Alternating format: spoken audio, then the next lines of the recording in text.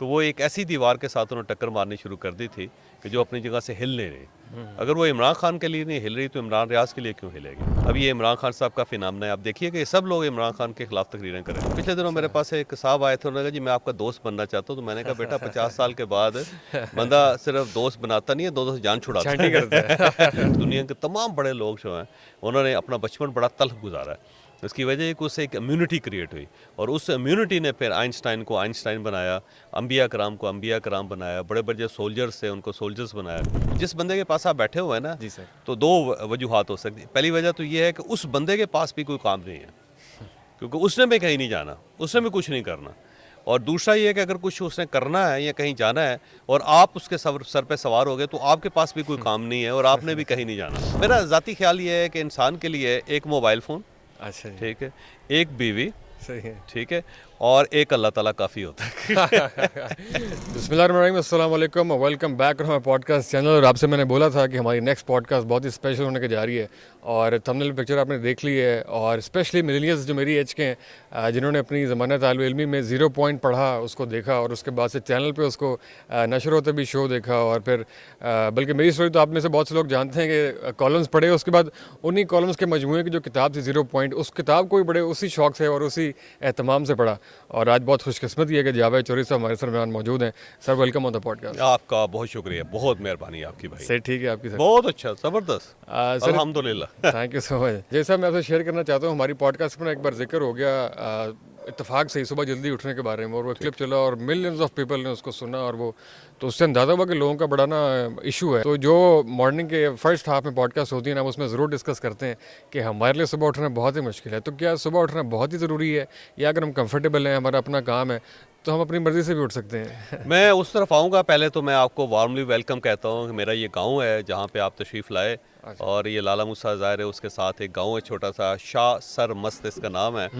और यहाँ से हम बचपन में, जब मैं बहुत छोटा था तो तकरीबन 3-4 साल का, तो उस वक्त हम यहाँ से मूव कर गए। फिर हम शहर चले गए थे खारियाँ। फिर उसके बाद हम लाला मूसा चले गए और फिर मैं बड़ा होके मैं लाहौर निकल गया, फिर इस्लामाबाद निकल गया, फिर सारी फैमिली हमारी इस्लामाबाद चले गए। तो गांव के साथ को हमारा कनेक्शन नहीं था, तो डिसकनेक्ट हो गया। लेकिन फिर जब हमारे वालिद साहब का इंतकाल हुआ तो उनकी वसीयत थी कि मुझे मेरे गांव में दफन किया जाए। तो फिर हम यहाँ पे उनको लेके आए, यहाँ पे उनकी तदफीन हुई। तो वो अपनी ज़िंदगी में सारी ज़मीन और जायदाद जो थी वो मुख्तलिफ लोगों में तकसीम कर गए थे। अच्छा। तो जब हमने उनका तरका देखा तो उसमें कुछ 17 कनाल जगह जो उन्होंने अलग छोड़ी हुई थी इस गाँव के अंदर। अच्छा। तो फिर हमने सोचा कि अब उसका करें क्या। तो फिर हमारे जहन में पहले से ये आइडिया आया कि हम यहाँ पे एक अस्पताल बना देते हैं, क्योंकि लोगों को हेल्थ का बड़ा इशू है। तो फिर ये अंदाज़ा हुआ कि अगर अस्पताल बनाएंगे तो डॉक्टर कहाँ से आएगी, नर्स कहाँ से आएगी, उसको चलाना ज़रा मुश्किल होगा। तो फिर क्योंकि एक रेवोल्यूशन जो हमारी अपनी ज़िंदगी में आया था वो था तालीम। बिल्कुल। तो फिर ये रीड फाउंडेशन से मैंने रिक्वेस्ट की कि हम यहाँ पे स्कूल बनाते हैं। तो अच्छा। रीड फाउंडेशन ने बड़ी मेहरबानी की, उन्होंने यहाँ पे स्कूल बनाया। तो ये जगह हमने डोनेट की, फिर अच्छा। बाकी को फंडिंग वगैरह जो थी आबाई वो भी ज़मीन। हमने की। आबाई ज़मीन है बहुत बड़ी और बात। इसके दाएं बाएं आगे पीछे बहुत ज़्यादा ज़मीन है हमारी।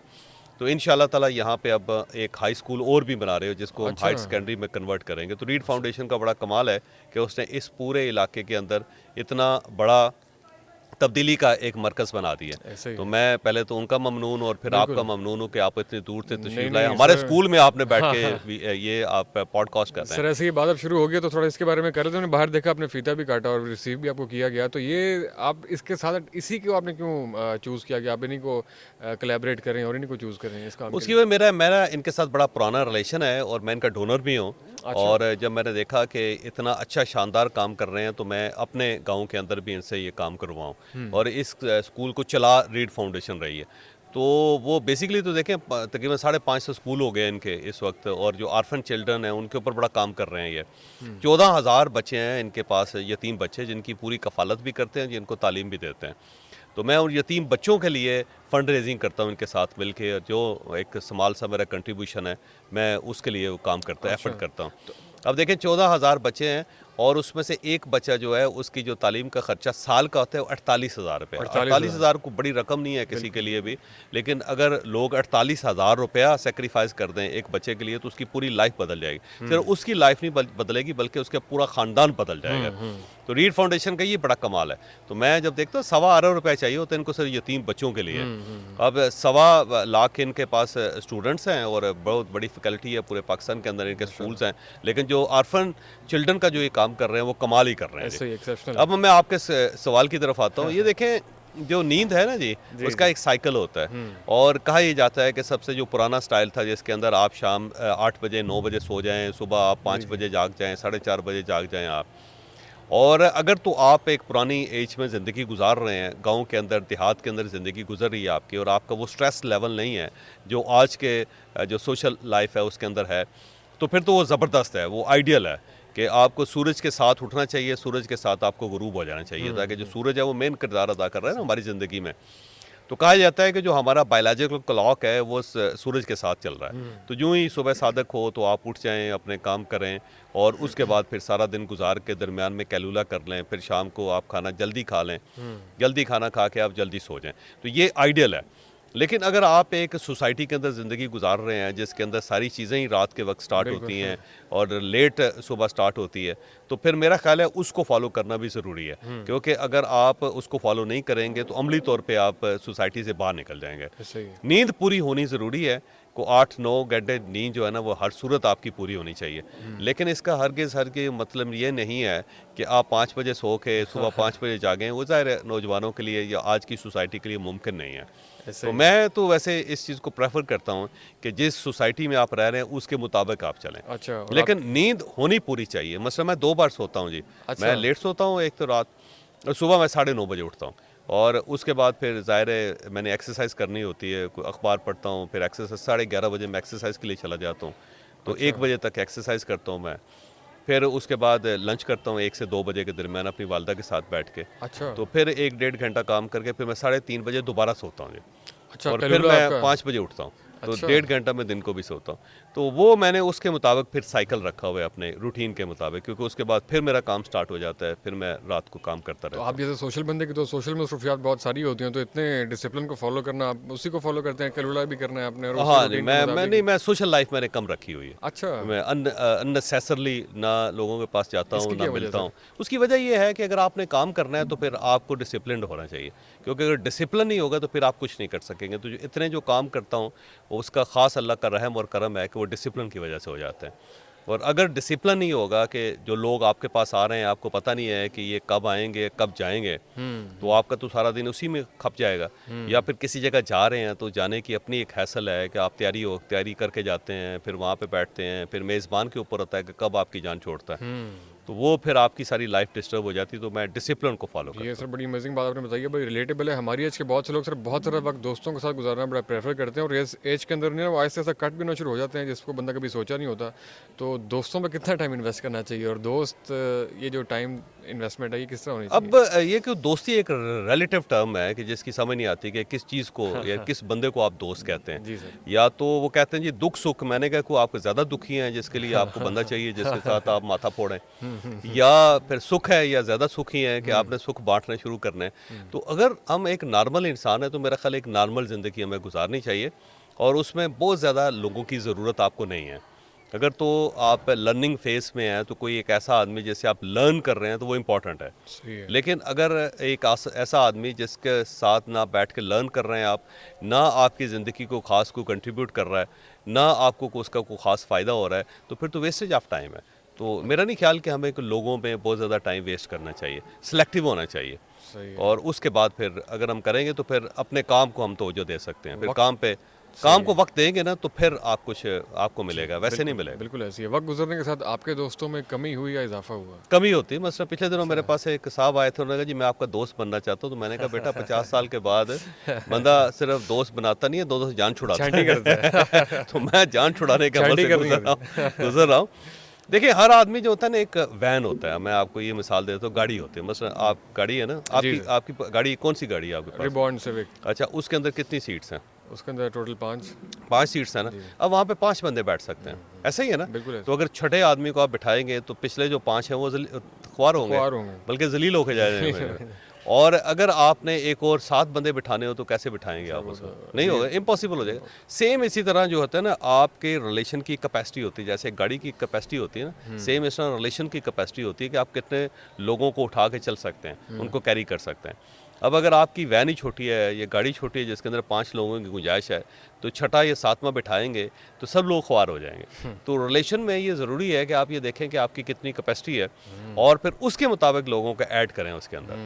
अगर कैपेसिटी कम है, लोग ज़्यादा बढ़ा लिए आपने, फिर बड़ा मसला बन गया। अगर तो आपके पास ट्रेन है तो ठीक है, आप 2000 बंदा बिठा लें उसके अंदर, लेकिन अगर नहीं है, कैपेसिटी कम है, तो फिर आप अपने आप को हैसल में न डालें, उसमें से आप ख्वार हो जाएंगे। तो लोग लाइबिलिटीज लेके फिर रहे होते हैं और उनसे लाइबिलिटी, मैक्सिमम लोग लाइबिलिटी क्योंकि उसकी वजह यह है कि जिस बंदे के पास आप बैठे हुए हैं ना, जी सर, तो 2 वजूहात हो सकती है। पहली वजह तो ये है कि उस बंदे के पास भी कोई काम नहीं है, क्योंकि उसने भी कहीं नहीं जाना, उसने भी कुछ नहीं करना। और दूसरा ये है कि अगर कुछ उसने करना है या कहीं जाना है और आप उसके सर पे सवार हो गए तो आपके पास भी कोई काम नहीं है और आपने भी कहीं नहीं जाना। तो अब ये 2 या तो बिल्कुल फारग होंगे या इन दोनों में से एक आदमी सेमी फारग है, तो जो दूसरा मुकम्मल फारग है वो दूसरे आदमी को भी मुकम्मल फारग कर लेगा। तो 2 एक जैसे बैठ जाएंगे, जैसे चर्सी के पास बैठ जाते हैं ना जी, तो दोनों एक जैसे लोग एक जगह पे बैठ के एक दूसरे को खारिज करते रहेंगे, तो इसका क्या फ़ायदा। ये सब बड़ी इंटरेस्टिंग बात की। वैसे जो बहुत से लोग हैं ना वो शायद समझेंगे हम थोड़ी मटेरियलिस्टिक अप्रोच से बात कर रहे हैं, और वो जो पितरत साहब की अदबी सी बातें थी कि दोस्त तो वो है जो एक दूसरे की खामोशी से भी लुत्फानंदोज हो सके, मेरा ख्याल है वो शायद पुराने ज़माने की पुरानी बातें होगी, पुरानी बातें obsolete होगी। जब आप पुराने ज़माने का लिबास नहीं पहन रहे, पुराने ज़माने की किताबें नहीं पढ़ रहे, पुराने ज़माने का आप म्यूज़िक नहीं सुन रहे, पुराने ज़माने के जानवरों से प्यार नहीं कर रहे आप हैं, पुराने ज़माने के खाने नहीं खा रहे, पुराने ज़माने की धोतियाँ नहीं बांध रहे, तो फिर ये ख्यालात क्यों चाहते हैं आके वैसे रहें। चलें सही है सर। जब धोती को जीन्स में कन्वर्ट कर दिया आपने तो ख्यालात को भी करें ना। ख्यालात के अंदर भी जो है वो बिल्कुल ऐसे ही है।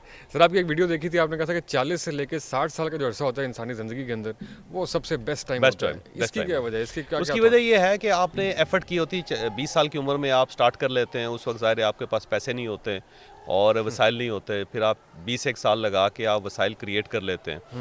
दूसरा ये कि आपकी शादी हो चुकी होती है, बच्चे थोड़े से बड़े हो गए होते हैं, बजाय इसके बच्चों की नैपियाँ चेंज करते रहें आप।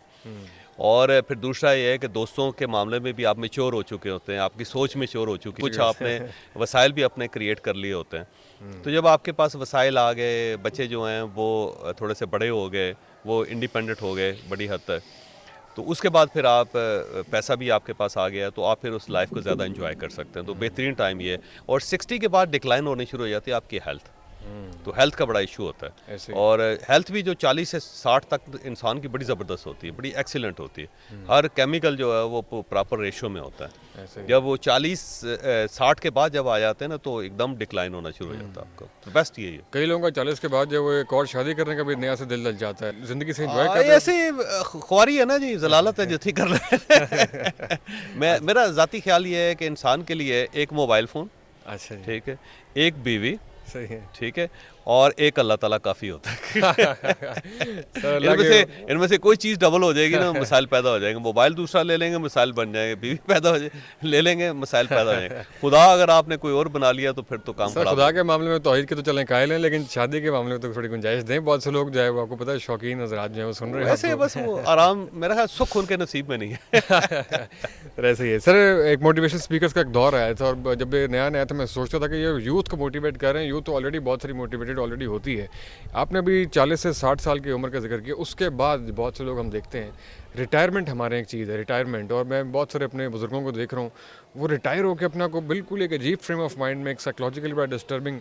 तो असल तो मेरा ख्याल है उनको मोटिवेट करने की ज़रूरत है। रिटायरमेंट का जो कॉन्सेप्ट है स्पेशली इन पाकिस्तान में, ये क्या कॉन्सेप्ट है? हाँ, मैं वैसे कायल हूँ रिटायर एट 40, मैं खुद तो नहीं कर सका, लेकिन मैं लोगों को कहता हूँ कि 40 साल तक आपको रिटायर हो जाना चाहिए। जिसके बाद अभी आपने कहा था कि ज़िंदगी के बेस्ट फेज शुरू होता है। बेस्ट फेज, हाँ हाँ। उसकी वजह यह है कि जो बेस्ट टाइम है ना 40 से लेकर 60 साल का, वो आपको बड़े मज़े से गुजारना चाहिए। अगर आप किसी दफ्तर में खप रहे हैं, किसी फैक्ट्री में खप रहे हैं, तो वो 20 साल भी ज़ाया हो जाएंगे आपके।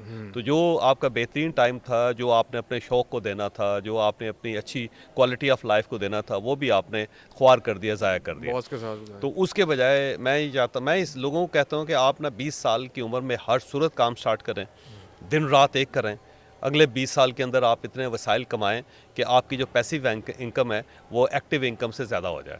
मसलन एक्टिव इनकम ये है कि अगर आप दफ्तर जाते हैं, काम करते हैं और काम करने के बाद अगर आप 2 लाख रुपए कमाते हैं तो आप कोई ऐसा मीडियम इख्तियार करें कि आपको 2 के बजाय 3 लाख रुपए मिलना शुरू हो जाए at the age of 40 without किसी एफर्ट।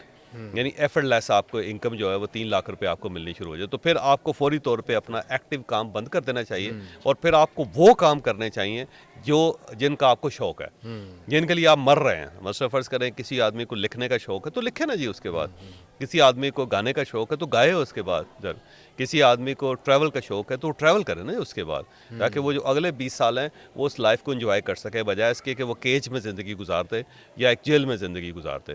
तो मैं ये कहता हूँ कि आप रिटायर्ड ज़रूर हों, क्योंकि जिस लाइफ को हम लाइफ समझ रहे हैं वो लाइफ नहीं है, वो एक किस्म की कैद है। तो आपने अपने आप को खुद ही एक हवालात के अंदर बंद किया हुआ है, तो उसका पिंजरा तोड़ें आप हवालात का, और वो लाइफ गुजारें जो आपको गुजारनी चाहिए। लेकिन उससे पहले आपके पास वसाइल होने चाहिए। तो पहले 20 साल लगा के वसाइल क्रिएट करें, उसके बाद 40 साल नहीं 45 साल सही, 45 नहीं तो 50 साल सही, 50 नहीं तो 55 साल सही, हद 60 साल तक तो आपको हर सूरत उस काम से निकल जाना चाहिए जिससे आप कमा रहे हैं, या जिसके लिए आप जिसके साथ इसलिए एसोसिएट हैं कि वहाँ से आपका सोर्स ऑफ इनकम है। तो उससे आप निकल के, तो सोर्स ऑफ इनकम आपका इस टाइप का होना चाहिए कि लोग आपके लिए कमाएं, लोग आपको सर्व करें और आप मज़े करें, एंजॉय करें लाइफ को। सर, सोर्स ऑफ इनकम की आपने बात की, sir multiple sources of income होने चाहिए। मल्टीपल होने चाहिए, मल्टीपल होने चाहिए। इसमें सर क्या हिकमत है? वो एक ही बंदे को अगर ज़्यादा काम बढ़ा ले और उसी को नहीं, वो risk देखिए होता है। आपने ये फैसला करना ज़रूरी होता है कि आपने काम करना है या आपने काम करवाना है, कि दोनों डिफरेंट चीज़ है। अगर तो आपने अपना काम करना है फिर तो ठीक है, फिर तो ज़ाहिर है 2 ही हाथ हैं और वही 24 घंटे हैं आपके पास, थोड़ी सी एनर्जी है, उसमें ही काम कर सकेंगे। लेकिन अगर आपने काम करवाना है तो एक बिल्कुल डिफरेंट है, फिर आपने लोग रखने हैं जो आपके लिए काम करें। सर, एक काम करवाने को थोड़ा सा एक्सप्लेन कर रहे हैं, कई लोगों को समझ में नहीं आएगा, बड़ी गहरी बात है। टीम एक काम मेकिंग है करवाना- सर। देखिए बिजनेस जो होता है ना, मतलब बिजनेस में 3 चीज़ें होती है, याद रखिएगा। बिजनेस चलता है 3 चीज़ों से। नंबर 1 टीम, आपके पास टीम एफिशिएंट होनी चाहिए, ऐसे लोग होने चाहिए जो प्रॉपर काम करें आपके लिए।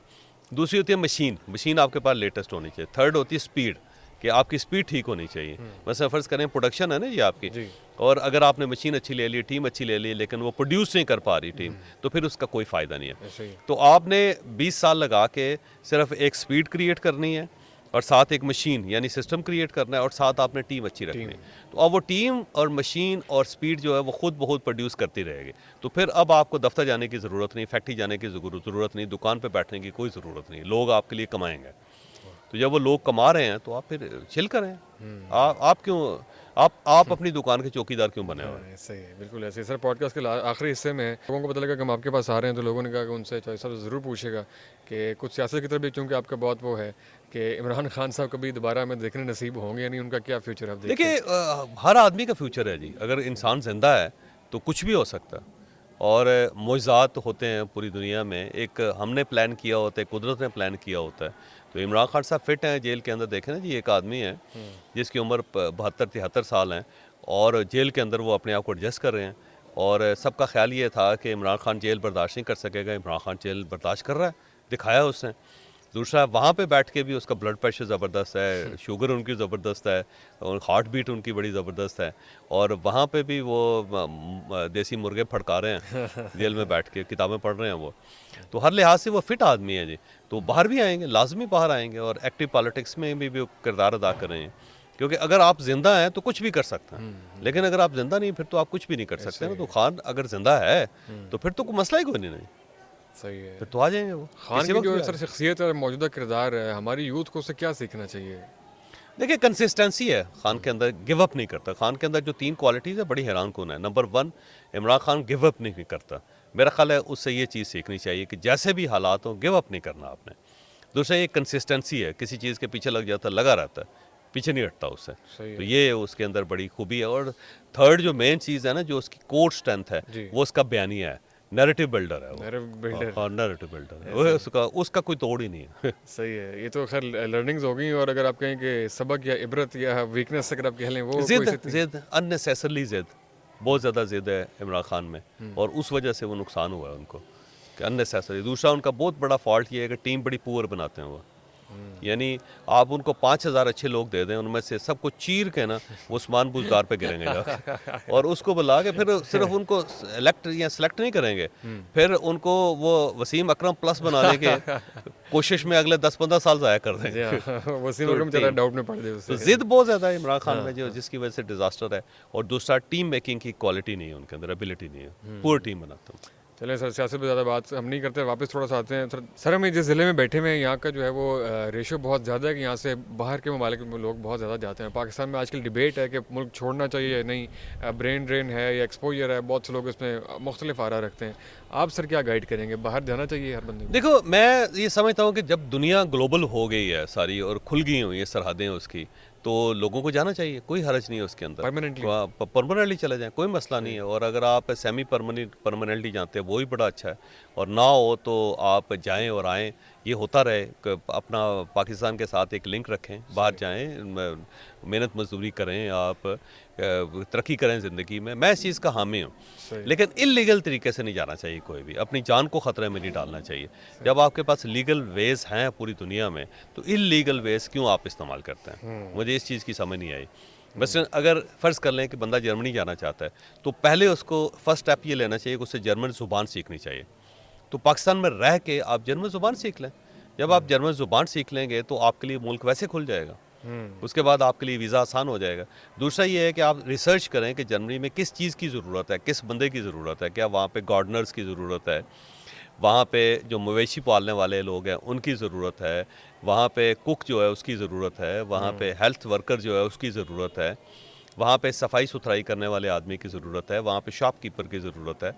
यानी अगर आप ज़्यादा पढ़े लिखे नहीं हैं तो फिर भी ऐसे ट्रेड्स की तो पूरे यूरोप के अंदर ज़रूरत है। तो फिर उसके अंदर से आप आइडेंटिफाई करके कि कौन सा ऐसा काम है जो मैं कर सकता हूँ। मसलन अगर आप खेती बाड़ी कर सकते हैं तो फिर आप खेती बाड़ी करें, उसको अंडरस्टैंड करें कि कौन सी ऐसी फसल है जो जर्मनी के अंदर उगती है। मसलन पता लगे कि आलू बहुत उगता है तो आप आलू के एक्सपर्ट हो जाएं, आलू उगाने के, उसको काश्त करने के, उसको काटने के, उसको साफ़ करने के, उसको पैक करने के, ऐसे ही ना, ऐसे ही। और उसकी सर्टिफिकेशन कर लें, साथ आपने जर्मन लैंग्वेज सीख ली, तो जर्मनी आपके लिए खुल जाएगा। ऐसे ही। तो बजाय इसके कि आप वालिद का जो मकान है उसे बेच के, या 2-4 जो जानवर बेचारे के पास बचे हैं उसको बेच के फिर आप एजेंटों को दे दें, और पता चले 35 लाख रुपए आपने एजेंट्स को दे दिया, और उसके बाद वो आपको पैदल चला के यहाँ से बलूचिस्तान ले जाते हैं, बलूचिस्तान से आपको ईरान ले जाते हैं, ईरान से आपको टर्की ले जाते हैं, और हर जगह पे जलीलो ख्वार हो रहे हैं, मर रहे हैं। फिर उसके बाद आगे जो है वो कश्तियों के अंदर, और वहाँ पे 10% है रेशो लोगों के पहुँचने की, 90% रास्ते में मर जाते हैं। तो क्या फ़ायदा इसका?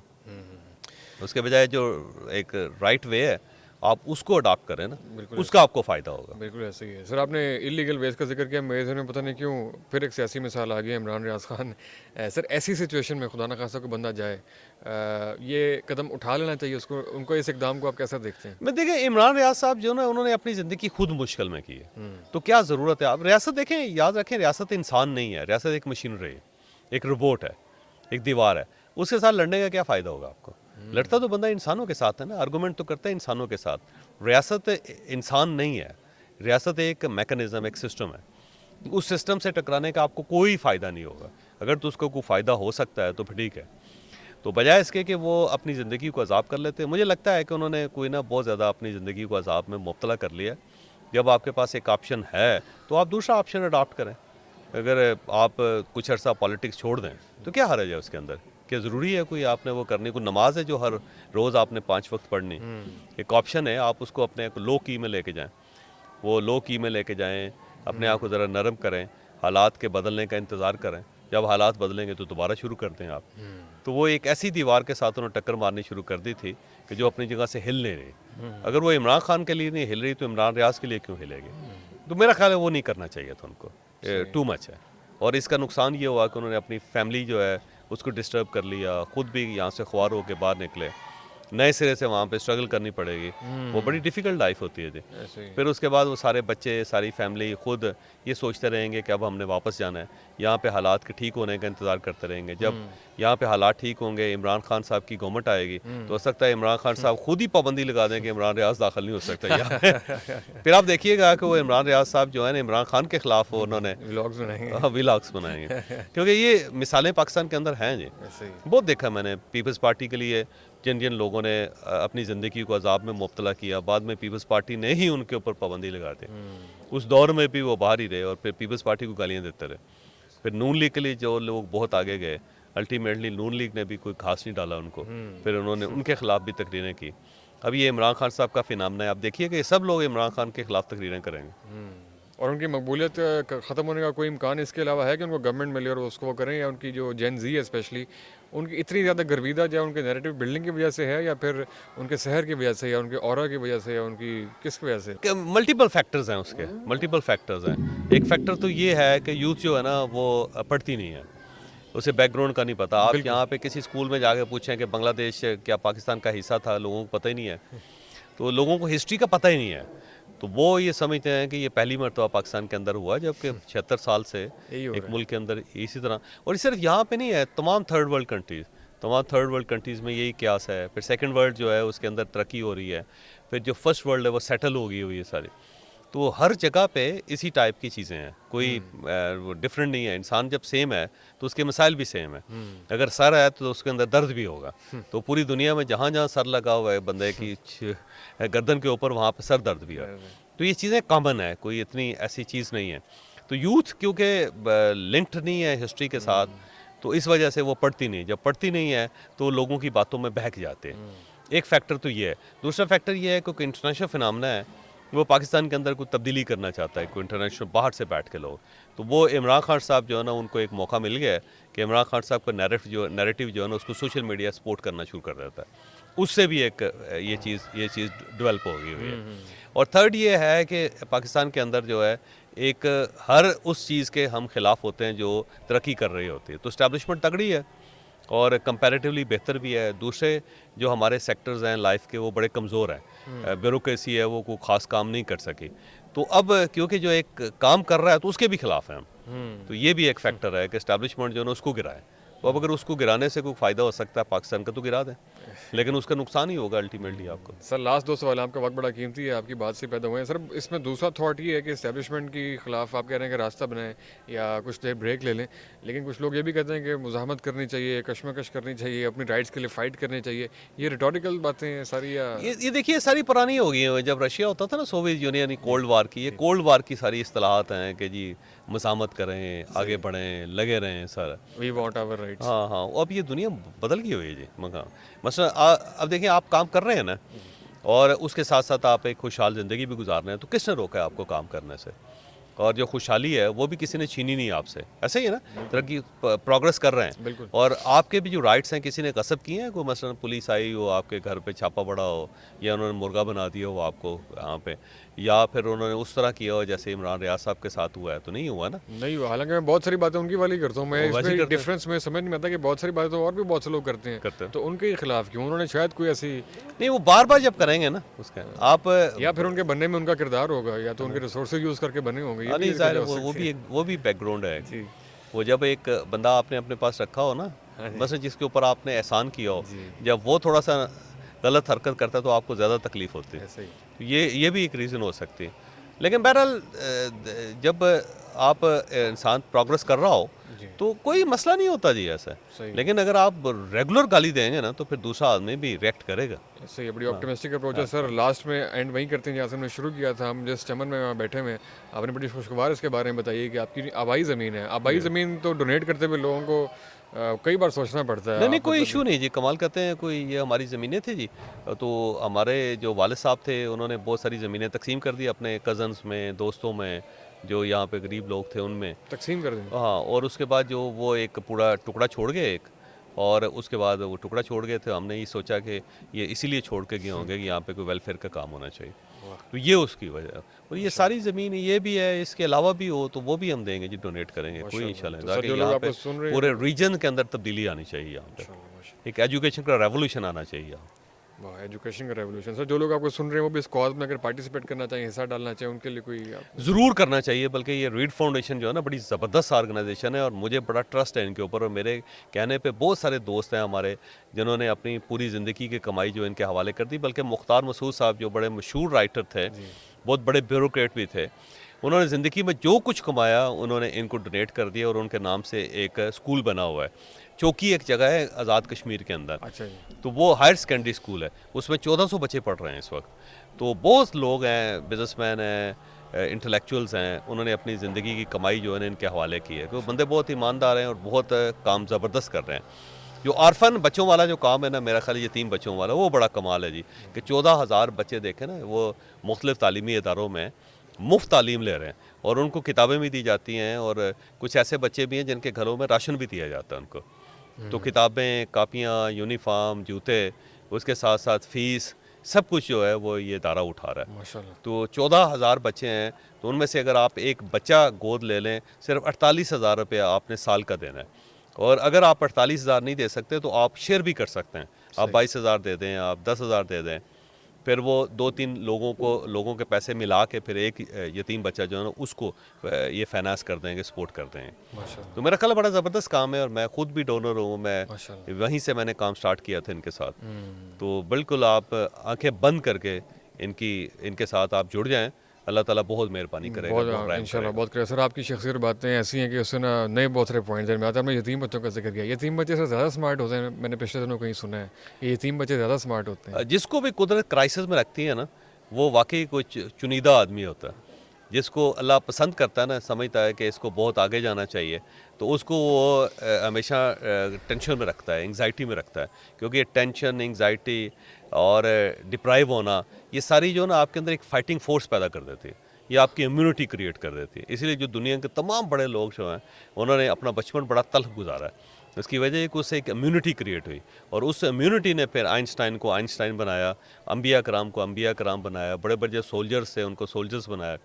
तो अब रसूलुल्लाह सल्लल्लाहु अलैहि वसल्लम की ज़िंदगी आप देख लें, आपको खुद अंदाज़ा हो जाएगा कि कितनी ज़्यादा मुश्किलों में उन्होंने ज़िंदगी गुजारी।